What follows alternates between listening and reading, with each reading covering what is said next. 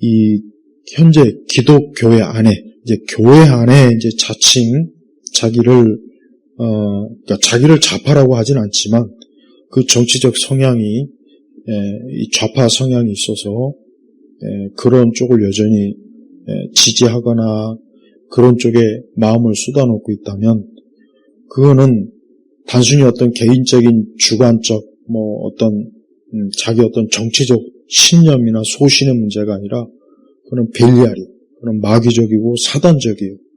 그러면 또 어떤 사람이 이렇게겠죠. 그러면 우파 정치 이념을 가진 사람은 다 하나님 앞에 의로운 거냐? 그건 아니죠. 그건 아니에요. 근데 지금 여기서 얘기하고 싶은 거는 본인이 이제 중도적이다, 아니면 노골적으로 나는 특정 어떤 좌파 정당을 지지한다고 했을 때, 그러면은 그 정당이 과연 어떠한 그 정치적 신념과 어떠한 우리 사회나 또 우리 심지어 기독교에 과연 얼마만큼 그들이 선한 것, 그런 것들을 끼치는가 한번 비교해보자. 그러니까 쉽게 얘기하면 그러면은 우파나 좌파나 한번 비교해보자. 딱 중앙에 선을 긋고 지금 현재 좌파들이 하는 그 여러 가지 상황, 그 다음에 우파들이 하는 것들과 어느 게 더 맞는지 한번 보자. 그러면 과연 정직하게, 정말 양심적으로 정직하게 한번 자기가 볼 때 과연 그리스도인이라면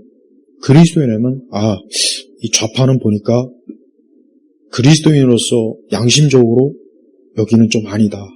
우파가 완전하진 않지만 적어도 인간의 본질, 본성, 적어도 최소한 그래도 인간의 기본적인 양심에 있어서는 그래도 우파가 낫구나. 그러니까 기독교인이라면 적어도 우파가 훨씬 더 낫다. 정치적 신념으로서는. 그러나 좌파는 아무리 봐도 아무리 100가지 1000가지를 봐도 좌파는 어딜 봐도 이건 기독교인으로서 이게 아무리 나는 정치적 신념이 이렇다 해도 이거는 그리스도인의 양심에 있어서 과연 이건 맞는 것 같지 않다. 이 생각을 하라는 뜻이에요. 내 얘기는. 이 생각하라는 거예요. 우선 첫 번째로 우리 한국 사회는 이제 개인의 자유가 자꾸 없어져요. 제일 문제는 자유예요. 개인의 자유라고 하는 것은 우리는 그동안 하루 오랜 동안 자유를 누려왔기 때문에 내가 자유를 누리는 줄도 몰라요, 사실은. 우리는 자유를 누리는 줄도 모른다고요. 그러나 막상 우리가 일반적으로 하던 그동안 누렸던 자유를 만약에 하나하나 만약에 제어하면은 그때 가서는 이게 왜 이렇게 내가 왜 이런 일에 이렇게 매여야 되지? 내가 왜 이런 일에 구속받아야지?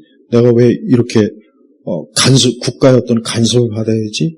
이게 이제 하나하나 들어오게 되면 내가 이전에 굉장히 큰 자유를 누렸었구나. 근데 내가 그걸 몰랐었구나. 이제 우리 한국 사회는 하나하나 때요. 개인의 자유가 자꾸 침해가 되는 거예요. 그러니까 침해가 된다는 건 개인의 자유가 자꾸 어때요? 문제가 생겨버려요. 그래서 뭔가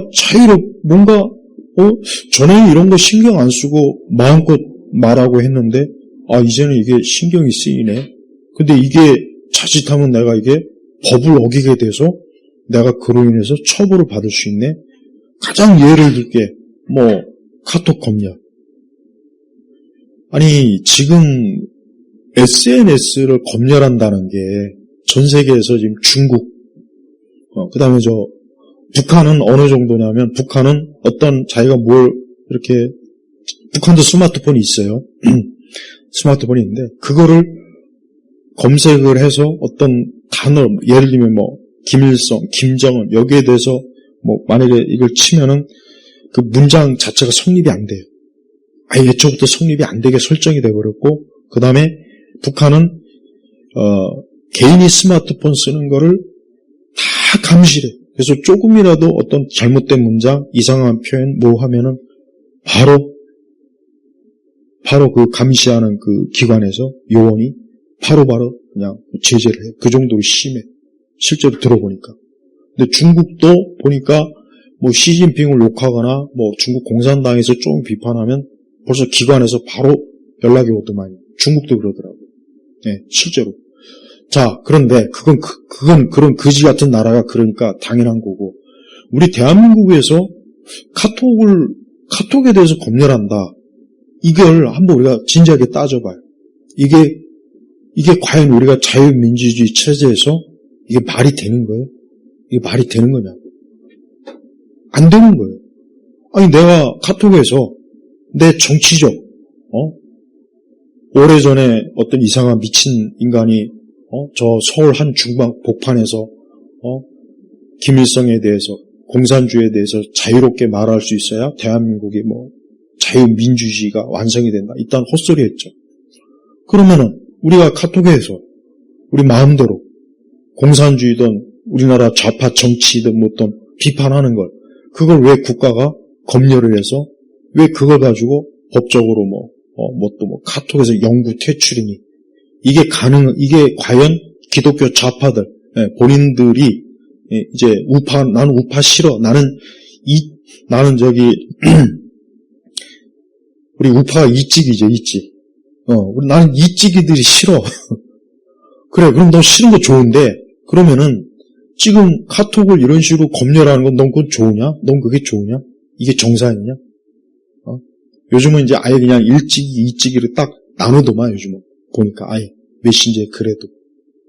그러니까, 그런 거 하나하나가 과연 내가 내 마음대로 내 폰을 가지고 내가 요금 내서 내가 메신저 깔고 내가 쓰는데 그걸 왜 국가가 너 불온한 그런 검색을 했어. 그런 메신저를 네가 올렸어. 그런 거를 공유했어. 그러니까 너는 잘못된 거야. 국가에서 그런 걸 간섭하는 게 그게 과연 자유민주주의냐 이거예요. 이건 개인의 자유를 침해하는 거예요. 우리가 보통 헌법에 언론의 자유, 집회의 자유, 자유가 있잖아요.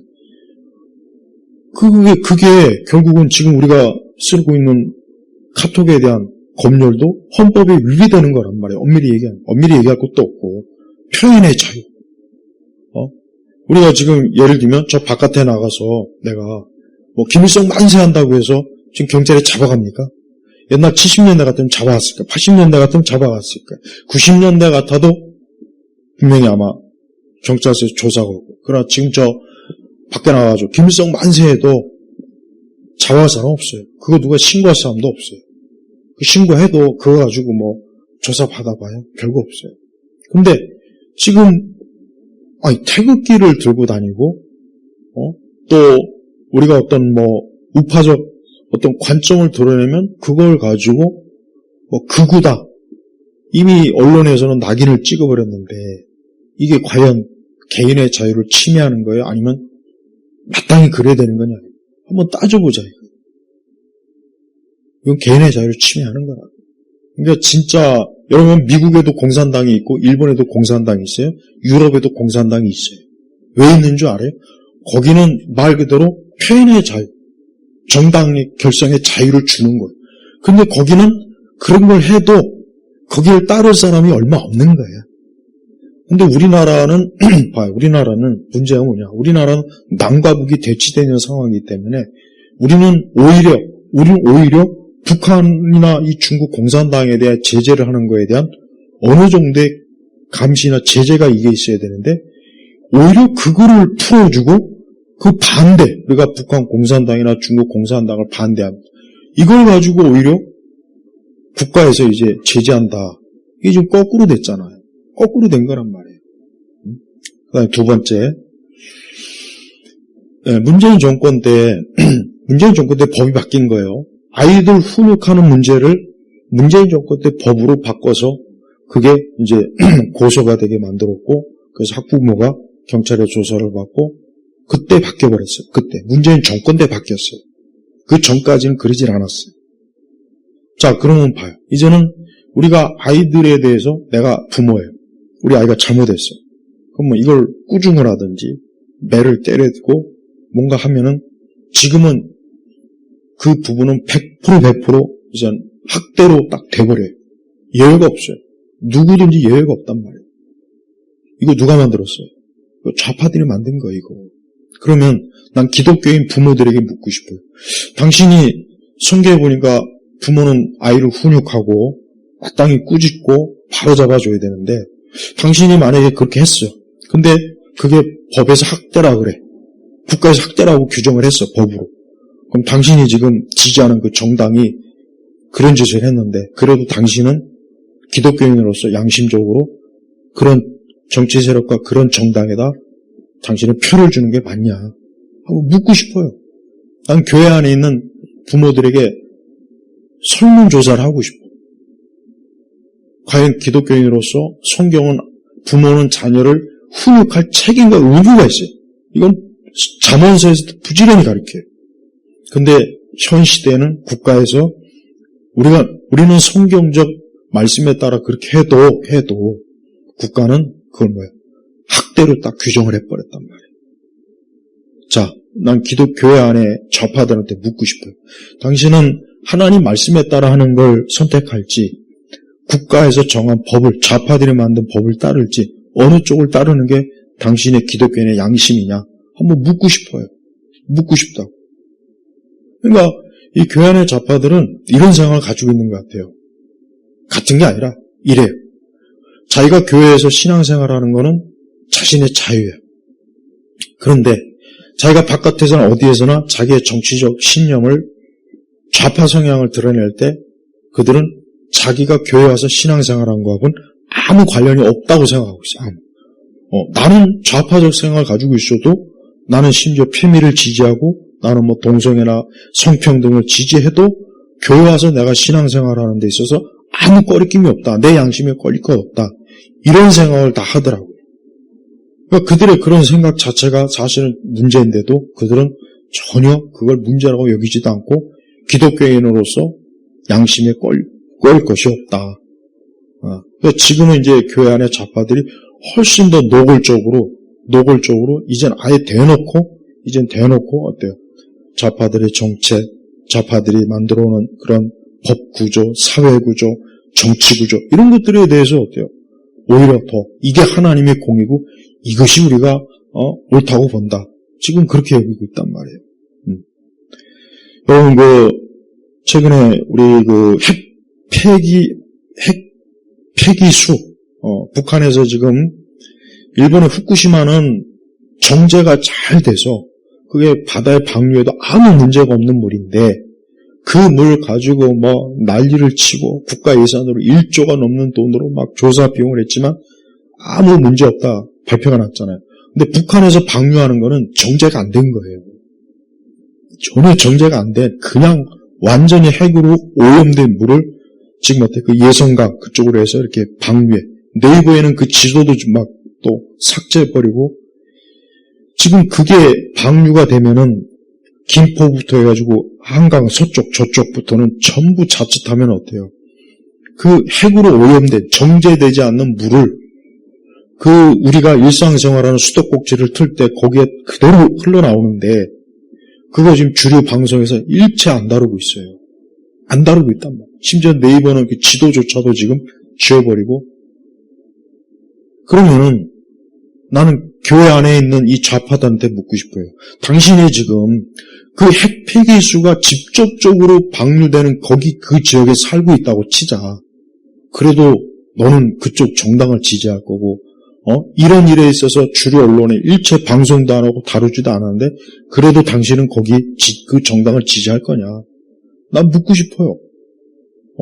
당신 본인이 지지한다면 할 수 없는 거예요. 열심히 핵 폐기수 많이 먹고 본인도 병들어 죽고 아이들도 나중에 두고 자자손손 대대로 유전이 문제가 있어갖고 막 팔다리 없고 막 그걸 원하면 그렇게 해석해라.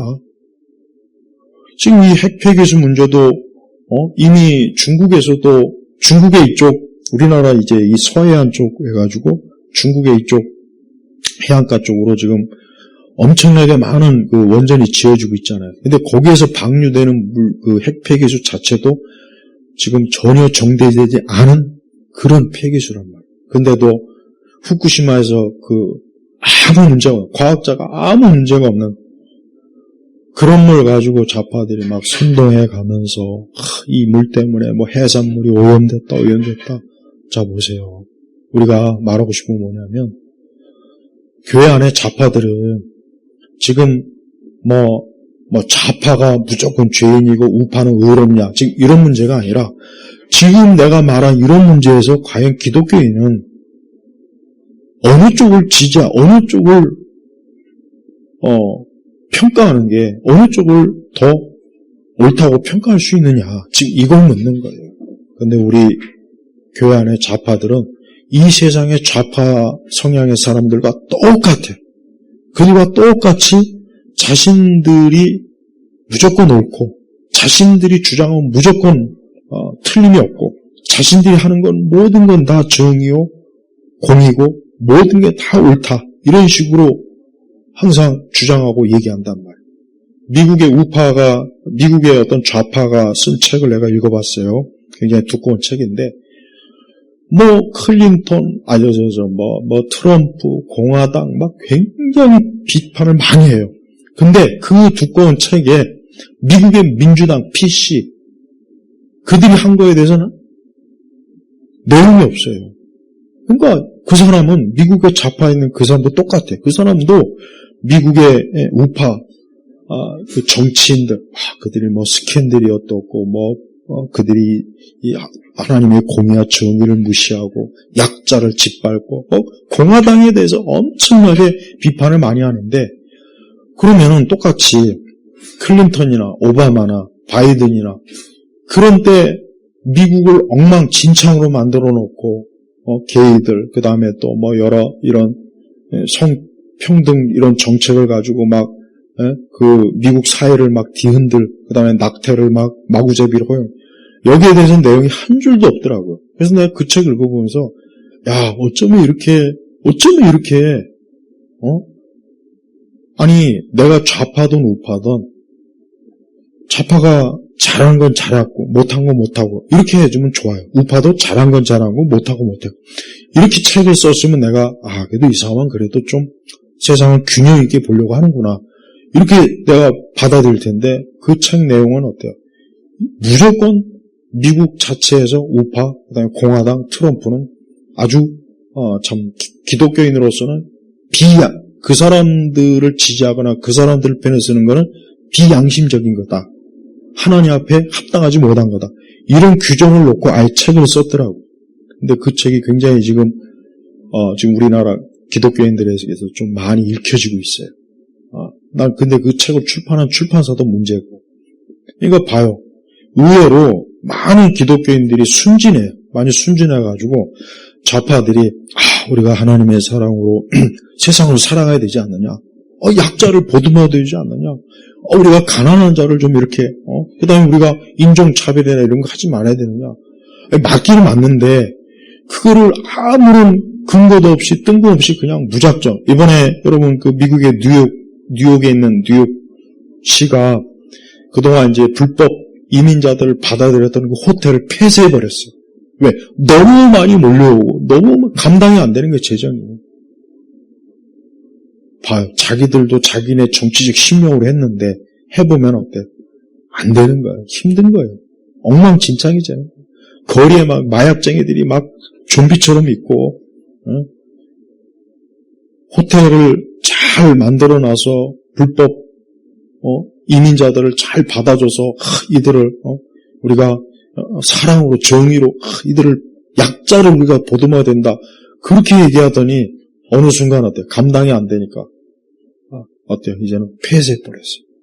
그러니까 좌파들은 항상 보면은 그래요. 굉장히 이상적인 걸 항상 얘기해요. 근데 그 이상적인 것을 이루기 위한 실제적인 노력, 비용, 희생, 수고에 대해서는 난 모르겠어. 그거는 알아서 해. 항상 이래. 학생 인권 좋아요. 학생 인권 좋은데 그 아이들이 자기들의 인권을 주장하면서 선생님들을 그냥 짓밟고 또 거짓으로 선생님들을 음해하고 또 그거는 그럼 누가 감당하느냐 이게 누가 감당해? 근데 좌파들은 그건 우린 모르고 어쨌든 아이들 인권을 지켜야 돼. 항상 그런 식이에요. 매사가 그런 식이에요.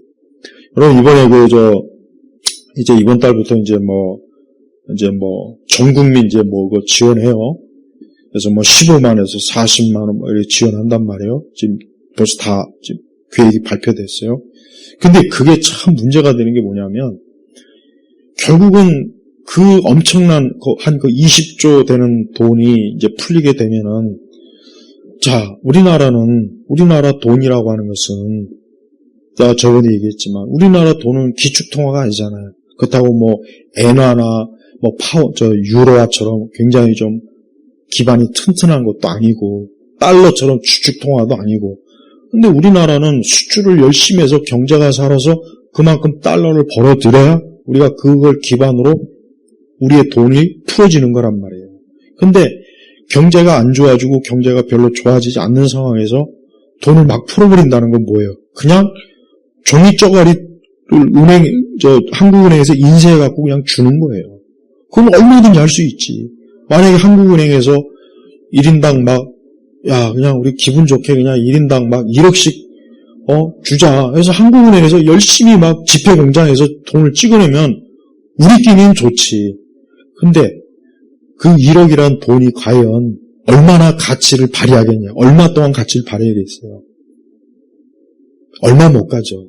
왜? 우리나라가 그만큼의 달러를 벌어오거나 그만큼의 금이 있거나 그만큼의 어떤 엔화라든가 유로화가 우리에게 있으면은 그만큼의 돈을 풀어도 괜찮지만 그만한 돈이요. 지금 달러도 지금 충분히 지금 있지 않다고 하더라고요. 달러도 반밖에 없대요. 한 50%. 원래 있어야 될 양의 50%밖에 없다고 하더라고요. 지금. 그러니까 지금 달러도 자칫하면 이게 문제가 생기면 이제 IMF 때 IMF 왜 터졌어요? 외환이 없는 거예요. 달러가 없는 거예요. 있죠. 은행 창고에. 없으니까 어때요? 그러니까 이제 채무도 감당 못하고 이자도 감당 못하니까 그냥 나라가 그냥 한순간에 부도나 그게 IMF란 말이에요. 그러니까 국가 부도란 말이니까. 근데 지금 우리나라 이렇게 돈을 뿌려버리면 어떻게 됩니까? 그럼 이제 그 돈이 이제 뭔가 채워야 되잖아요. 메꿔야 되잖아요. 우리가 수출이 너무 잘 돼서 그 돈을 달러를 메꾸면 아무 상관없어요. 20억을 뿌리던 20조를 뿌리던. 근데 그게 아니란 말이에요. 일단 뿌려보는 거예요. 우리 돈. 근데 사람들이 이제 그 돈을 받아서 기분 좋게 사먹고. 하지만 우리가 구름 속에 있는 사탕을 먹는 것도 아니고 그리고 땅속에서 알아서 족발이 나오거나 피자가 나오는 게 아니잖아요. 그럼 그것들을 어때요? 어딘가에 생산해야 되고 어딘가에 원료를 수입해야 되고 만들어야 돼요. 그럼 다 돈이 드는 일이에요. 근데 그 돈이 무슨 돈이에요? 달러예요, 달러. 그래서 국제 결제는 달러로 하잖아요, 거의 다. 근데 그 달러가 땅 파서 나오는 게 아니지 않습니까? 우리가 그만큼 수출을 열심히 해서 벌어들여야 우리가 또 지출도 하는 거잖아요. 근데 그렇지도 않은 상태에서 마구제비로 지금 어때요? 돈을 풀어버리면 100% 어떻게 됩니까? 돈의 가치가 확 떨어질 거 아니에요. 그러면 우리가 직장에서 월급을 100만 원 받아요. 근데 이 100만 원이 100만 원의 값을 하면 상관없지만 돈의 가치가 확 떨어지니까 100만 원이 50만 원의 가치밖에 못하면 어떻게 되는 거예요? 그만큼 내 월급이 50만 원밖에 안 된다는 거예요. 더 심해서 이게 30만 원밖에 안 된다. 옛날엔 100만 원의 가치였던 게 지금은 돈을 확 풀어버리니까 돈의 가치가 100만 원이 30만 원밖에 안 된다. 그럼 나는 30만 원밖에 월급을 못 받는 셈이라고. 내년에 지금 또 최저임금 오르면 너무나 잘 알겠죠. 제일 먼저 알바 자리가 계속 없어질 것이고 최저임금 오르면 이제 시간당 요금이 오르니까 그만큼 다른 비용도 다 오를 것이고 그래서 이제 앞으로 이제 김밥도 이제 아마 이제 역사 속으로 사라진다는 말이 있어요. 이제 더 이상 이제 김밥도 이제 만약에 최저임금 더 오르면 김밥 한 줄에 6,000원, 7,000원, 10,000원 이럴 수도 있어요, 사실은. 왜? 돈의 가치가 떨어지면 그럴 수밖에 없는 거예요. 옛날 2000년대 초반에 김밥 한 줄에 1,000원이었단 말이에요. 그 전에는 800원인가 아마 내 기억은 그래. 하여튼 1,000원까지는 확실하게 기억나. 근데 지금은 4,000원? 아마 3,500원? 한 줄에. 근데 사람들은 이거를 당연한 거 아니야? 근데 왜 당연한 거 아니죠? 당연한 게 아니야. 김밥 같은 경우는 그냥 즉흥적으로 소비 음식이기 때문에 그 값이 안 오르는 게 정상인데 우리 한국 사회는 어때요? 야금야금 인플레가 높아지다 보니까 3,500원, 4,000원, 5,000원. 소고기 김밥도 옛날에는 2,500원이었는데 지금 5,000원? 그렇게 되더라. 어떤 건 6,000원도 되고. 그러니까 그런 소비 음식이 값이 높아지는 거는 좋은 사회가 아니고 좋은 세상도 아니고 사람들이 점점 힘든 거예요. 그리고 화폐 가치가 그만큼 형편없이 떨어졌구나. 그렇게 봐야 된단 말이에요. 그래서 우리가 이런 식으로 이제 가게 되면은 결국은 우리 사회나 우리가 살고 있는 이 세상은 힘들어져요. 점점 힘들어져요. 그 분명히 앞으로도 이제 봐요. 이번에 부동산 정책도 결국은 핵심은 뭡니까? 이 중국에서 시진핑이 망한 이유가 뭐냐면 부동산 때문에 망한 거예요. 중국에서. 결국 시진핑이 망한 근본 이유는 부동산이에요. 부동산. 그 다음에 저출산인데 이미 중국도 2000년도 초반에 이 저출산을 풀어버렸어야 되는데 여전히 한자녀 유지하다가 뒤늦게서 이제 이 한자녀 정책을 포기했단 말이에요. 그러니까 중국도 지금 의외로 인구수가 굉장히 많이 줄었어요. 그리고 코로나 때문에 엄청 많이 죽었고. 그러니까 중국도 인구는 줄어들고 젊은 층은 사라지고 노년층은 많아지고 그런 상황에서 부동산 정책을 잘못 건드려가지고 지금 시진핑이가 결국은 무너진 이유가 그거예요. 근데 우리나라 이 부동산 정책에 보니까 중국을 그대로 따라가더만 그대로. 그래서 대출 제한, 공급 제한 이런 식으로 가더만요. 그러니까 결국은 이제 중산층을 없애겠다는 거죠. 중산층 없애고 밑바닥층 남기고 맨 상층 그리고 맨 상층은 이제 좌파들 지들이지. 그다음에 맨 밑바닥은 전부 다 이제 지금 이 중산층들도 밑바닥으로 내려가게 만들고. 그리고 이제 기본소득도 아마 하게 돼 버리면 이제 기본소득 자체가 우리 개인의 이제 소득이 전부가 될 거야. 그러면 이제 우리도 말은 기본소득이지만 기본소득을 어떻게 용어를 인식해야 되냐면 배급이라고 하면 돼요. 배급. 그러니까 기본소득은 배급이에요. 앞으로 이제 기본소득 얘기 나오면 배급이구나. 이렇게 이해하면 되는 거예요.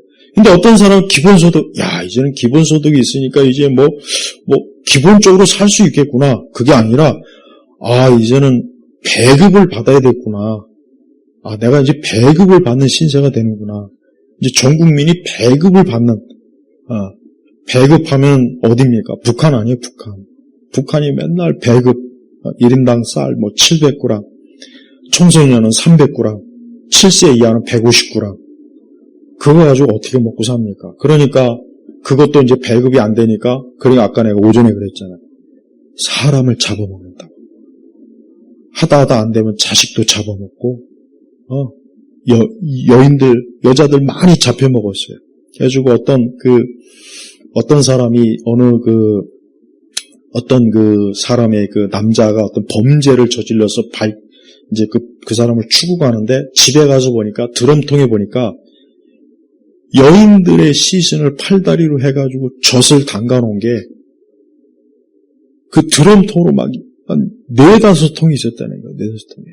그러니까 수십 명의 여인을 잡아다가 살을 삶아먹고 뜯어먹고 하고 그 다음에 나머지는 저장한 거예요. 저장한 거.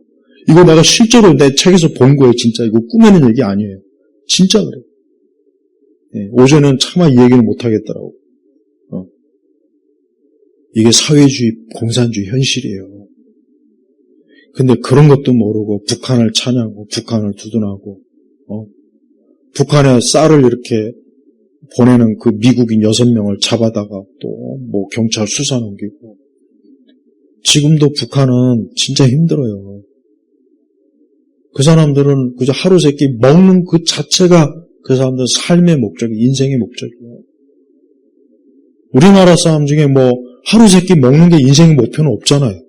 그렇게 얘기했다간 저런 인간이 다 있냐. 저 인간은 먹는 것밖에 생각. 우리는 그렇게 여기는데 그 사람들은 진지하게 하루에 3끼 먹는 게 그들의 인생의 목표예요. 목표. 그거 달성하는 게 성공적인 인생이라고. 그 사람들은. 북한 사람들은 아직도. 그 3끼도 못 먹어 사실은. 지금도 많이. 근데 우리나라가 지금 서서히 그렇게 가고 있어요. 여러분 지금 부동산 정책도 여러분 잘 살펴봐야 돼요. 머지않아 건물 가지고 있는 사람, 자기 집 가지고 있는 사람은 특히 아파트 가지고 있는 사람은 세금 굉장히 세게 나올 겁니다. 자가세 많이 나올 거예요 앞으로. 그래서 모든 사람을 월세와 전세도 이제는 없고 전세도 봐요. 하도 전세 사기도 이거 분명히 막을 수 있는 건데 이걸 방치했잖아요. 그러니까 이제 전세도 없어지는 거고 월세 점점 높아지죠. 지금 월세가 자꾸 높아지잖아요. 예? 그러니까 앞으로 이제 집 가지고 건물 가지고 있는 사람은 일단 세금이 많이 오르겠구나 하는 걸 예상해야 돼. 왜? 돈을 저렇게 퍼주는데 그 어디서 메꾸겠어요? 어디서 메꾸고? 세금으로 메꿔야지 일단은. 그러면 일단은 가지고 있는 사람, 자기 집 가지고 있는 사람, 자기 건물 가지고 있는 사람 무조건 세금 올려서 세금으로 뜯는 거예요. 세금으로. 그거 가지고 이제 뿌린 거 충당해야지. 그리고 나서 그것도 안 되면은 이제 돈을 막 일단 무조건 찍어내보자. 그런 정책으로 가는 거예요, 이제. 그래서 부동산 정책 잘 살펴봐야 되고, 지난주에 얘기했지만 우리나라 마약, 도박, 그 다음에 여러분 비탄감도 그래요. 이번에 비탄감도 여러분 한번 봐요. 난 기독교 좌파들한테 묻고 싶어요. 야, 너는 열심히 빚을 갚았어. 근데 네 옆에 있는 사람은 빚을 안 갚았는데 국가에서 탕감을 해줬어. 그러면 너는 뭐야? 너는 뭐 된 거야? 너는 X 된 거야. 그리고 7년 이상 5천만 원 이상을 못 갚은 사람들은 100% 다 뭡니까? 그 사람들 거의 도박하는 사람들이에요. 그 사람들은 갚을 의지도 없고 생각도 없고 마음도 없어요. 그러니까 쉽게 하면 인생을 완전히 그냥 난 내 마음대로 살겠다. 대부분 이런 사람이지 성실한 사람이 빚 5천만 원을 7년 이상 못 갚을 수가 있습니까? 우리나라에서. 조금만 좀 일하면은 그거 웬만하면 갚을 수 있어요. 근데 그거 못 갚는다는 건 뭐냐? 안 갚는 거예요. 분명히 어떤 도박이라든가 사행성, 마약, 전부 다 그런 사람들이에요, 대부분. 그러니까 그런 사람들. 그 다음에 요즘 우리나라처럼 우리나라의 이 기초수급자들이 중산층만큼이나 국가에서 지원을 받고 살아요. 그래서 나도 그냥 기초수급자로 신고를 해버릴까? 어떻게 좀 해서 안 될까? 엄청나게 생계비 지원받죠. 인터넷, 의료, 지원받는 게 엄청 많아요, 엄청 많아요. 내 말이 의심되면 한번 조사해봐요. 그래서 우리나라 기초수급자가 거의 중산층에 맞먹는 지원을 국가에서 받고 있어요. 이게 뭐냐. 일하지 말고 그냥 놀고 먹어. 그럼 국가에서 다 해줄게. 그럼 그런 걸 아는 사람이라면은, 이런 걸 아면, 야, 열심히 일해서 사나, 차라리 일 안 하고 그냥 지원받고 사나, 그게 더 낫겠네. 그럼 근로 의욕을 싹 상실해버릴 거 아니에요.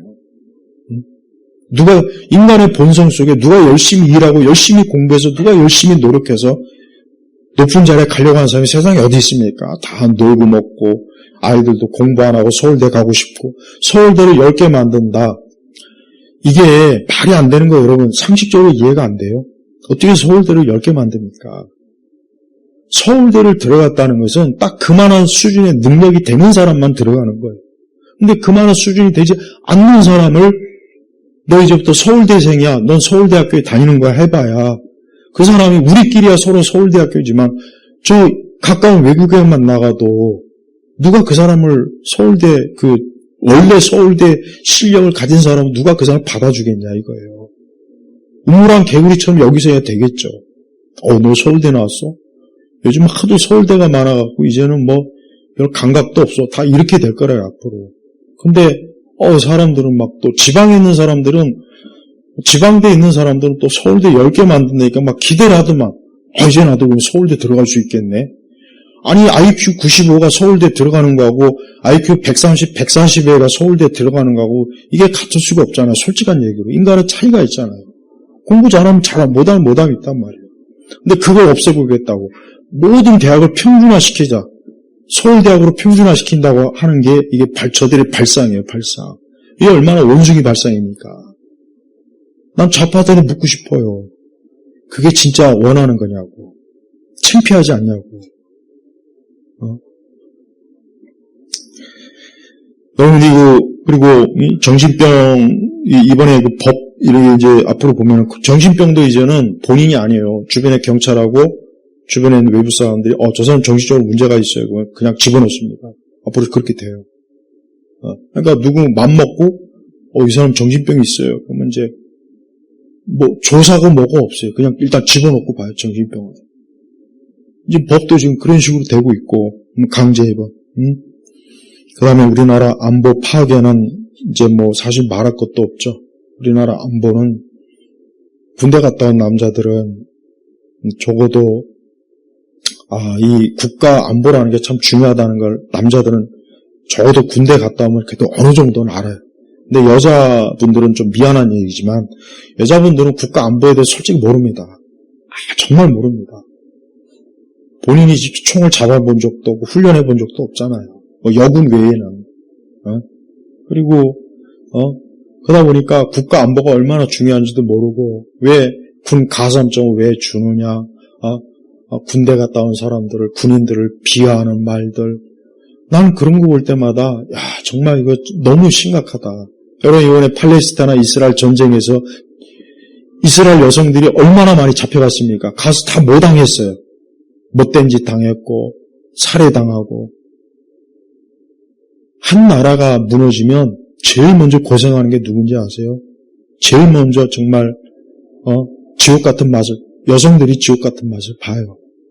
근데 우리나라는 남자 군인들을 비하한 지가 벌써 꽤 오래됐어요. 여자 패미들이 왜 남자들한테 왜 가산점, 그거 벌써 오래전에 폐지했죠.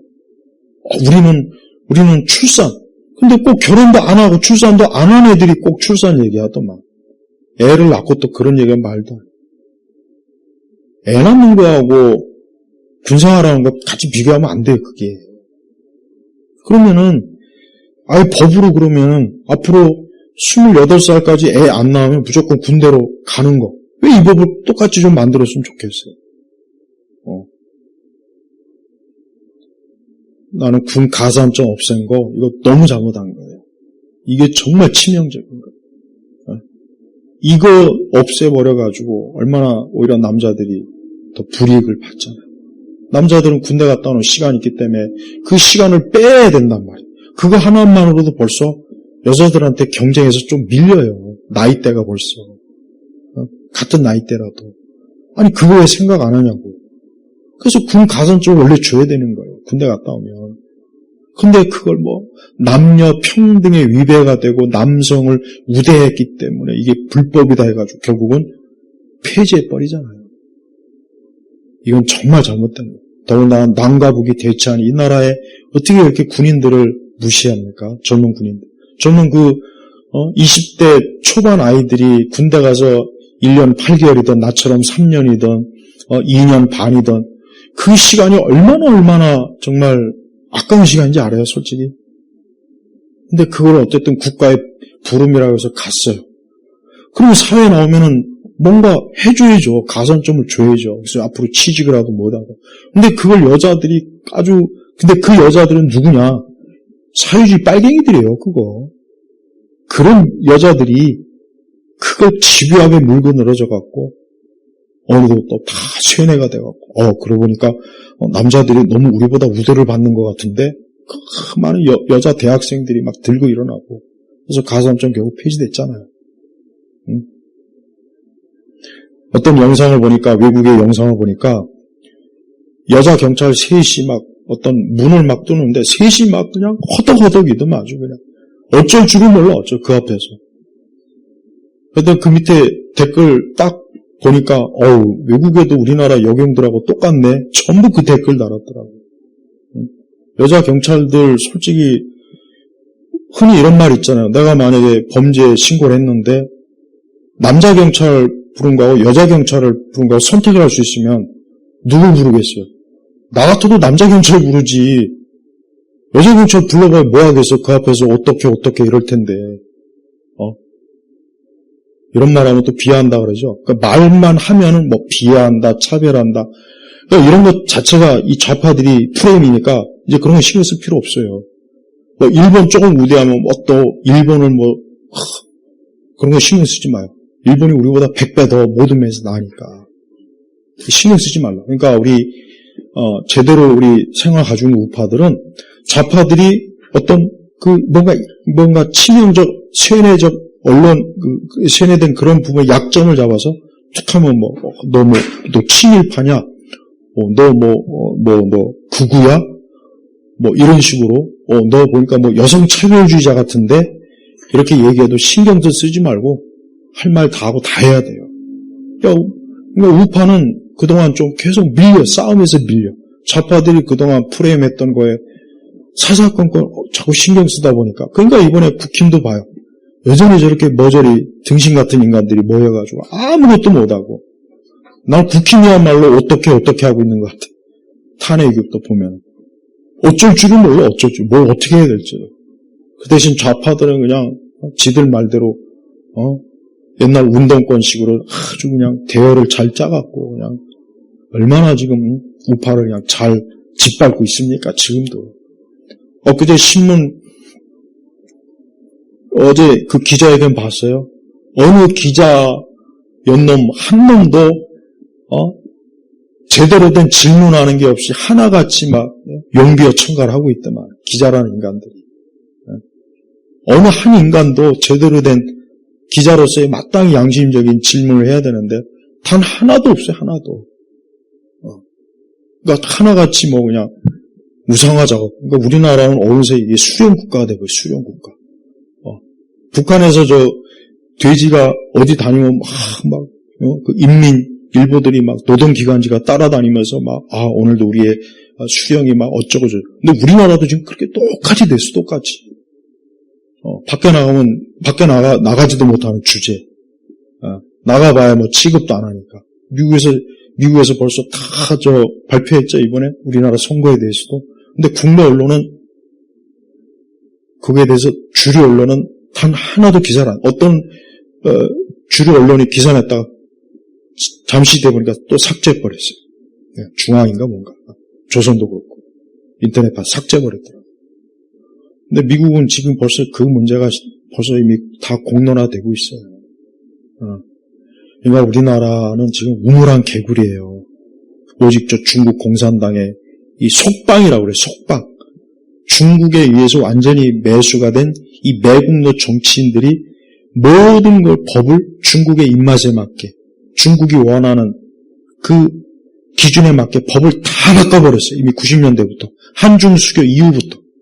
그게 지금 30년이 왔어요. 그러니까 이미 우리나라는 거의 98%가 다 이미 저 중국 공산당화 된 거예요. 내가 요즘 이렇게 어디 가보면은 진짜 중국말이 정말 많이 들리더라고. 저번에 우리 밥 먹을 때도 옆에 그냥 관광객이 아니라 회사 이렇게 이거 있더라고. 중국어로 쓰더라고. 또 어디 가도 또 중국. 그래서 야 진짜 중국 사람이 진짜 많구나. 내가 그걸 느꼈어요. 나도. 이게 중국어가 이제는 아무렇지도 않게 여기저기서 막 들리고 그래서 야 여기가 대한민국이야. 야 이거 진짜 심각하다. 우리나라는 중국의 속방. 우리나라는 중국의 그냥 예속된 한 지방 자치 도시화가 됐다는 얘기예요. 이 얘기는 대한민국은. 근데 아직도 대한민국의 많은 사람들이 그걸 모르고 외면하고 난 그리스도인들이 이런 사실을 좀 알고 이거는 내가 그리스도인으로서 이런 거는 받아들이면 안 되겠다. 이게 말이 되냐? 안 되지 않느냐? 좀 이래야 되는 거 아니에요? 근데 교회 안에 좌파들은 아무 생각이 없이 그 좌파적 관점을 그대로 유지하고 있어요. 그래서 반기업, 일자리 없어지고 청년 세대 완전히 망하고 노조가 점령해서 그냥 회사를 다 말아먹게 만들고 이제 앞으로 대한민국은 우리가 상상하는 이상으로 많이 무너질 거예요. 그래서 경제 무너지고 국가 안보 무너지고 회사도 다 지금 이제 회사들 이제 아마 점점 더 그러니까 이 돈을 어쨌든 풀면은 이 회사들은 이제 이 법인세 올라갈 것이고 그러면 이제 경영하기 어렵겠죠. 요즘 뭐 주식 뛴다고 막 역시 누가 집권하니까 주식이 뛴다. 근데 그 주식이 뛰는 게 지금 정상적으로 뛰는 게 아니란 말이에요. 인플레 때문에 주식이 뛰는 거지. 그게 정상적으로 주식이 뛰면은 진짜 좋죠. 그게 아니라고. 거품이에요, 거품. 잠시 사람들의 눈을 또 속이려고 하는 착시. 그러니까 그런 거에도 속지 말고 지금 나라의 상태가 너무 안 좋구나.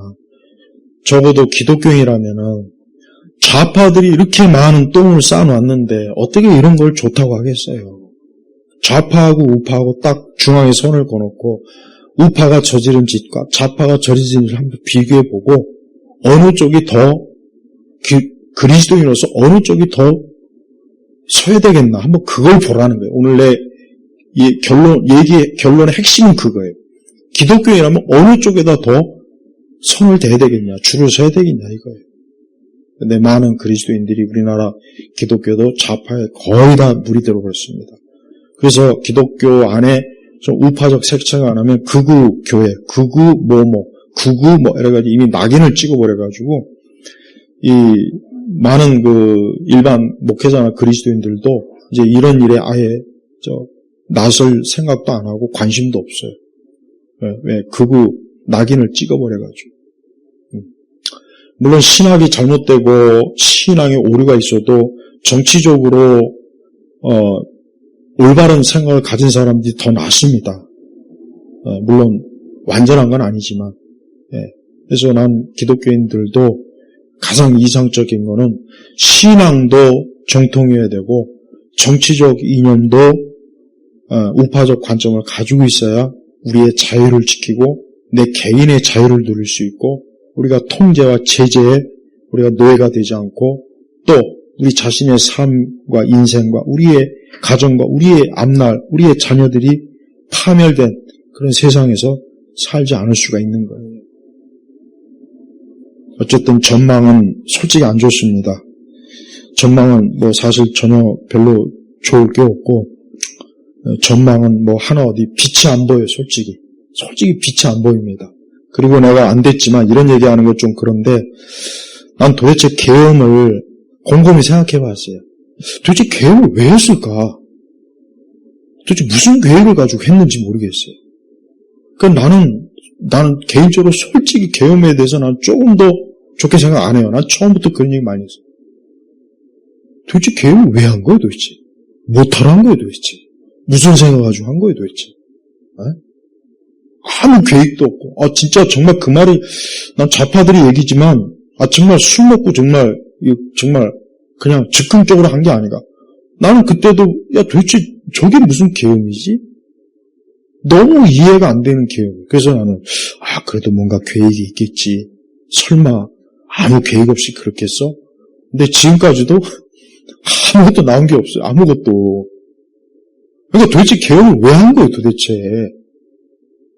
차라리 그동안 좌파, 거지들이 깽판 쳐놓은 거를 대통령이 기자회견을 아니면 트럼프처럼 SNS에다가 아예 그냥 공개해버리면 낫잖아요. 중국 공산당이 이렇게 선거 개입했다. 지금 국회 대통령 그 예산도 이번에 또 지들이 또 다시 다 복원시켰잖아요, 또. 해보니까 이게 안 되는 것 같다고. 봐요. 너무 엉망이고, 너무 그냥 말도 안 되는 일이 저지르는데, 우리 기독교인들도 뒷짐 꽉 쥐고서, 그래도 나는, 우파는 아닌 것 같다고. 그런 구구에는 나는 그래도 이러고 있어요, 진짜. 아주 그냥 속이 터져요. 좀 우리 예일교회 성도들만큼은 이런 상황을 좀 잘 인식해서 적어도 우파가 저지른 짓보다는 좌파가 저지르는 폐악이 훨씬 몇십 배, 몇백 배로 더 많다. 그러니까 절대 기독교인들은 안 되는구나, 안 된다, 저쪽은. 이런 생각을 가지고 있어야 돼. 적어도. 그래야 우리가 그리스도인으로서 최소한의 우리의 진리에 맞는 그런 생각과 태도와 뜻을 가지고 그래도 우리가 살 수 있지 않겠습니까? 대한민국이 만약에 어느 순간 망한다면 먼 훗날 역사가들이 평가할 것. 대한민국은 좌파들 때문에 망했다. 북한과 중국의 하수인들이, 정치인들이 나라 팔아먹고 국민들이 그들의 선전선동에 세뇌되고 거기에 동원된 연예인들, 각종 사회 그 지도자들이 나라를 팔아먹는데 일조했다. 역사는 딱 그렇게 평가할 거예요. 내가 100% 확신합니다.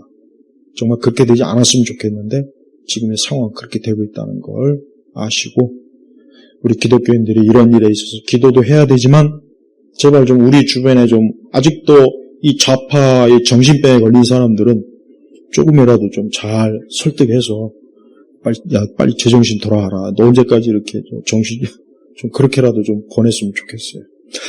기도하겠습니다. 하나님 아버지 감사합니다. 오늘 또 기독교 세계관으로 우리 그리스도인들이 어떠한 사회, 어떠한 세계관, 어떤 정치, 또 어떠한 사회를 원하는지를 우리가 곰곰이 생각하면서 내가 가지고 있는 것이 정말 맞는지 옳은지를 좀 판단할 수 있는 지혜와 또 판단력과 분별력을 주시옵소서. 감사하며 우리 주 예수 그리스도 이름으로 기도 올렸습니다. 아멘.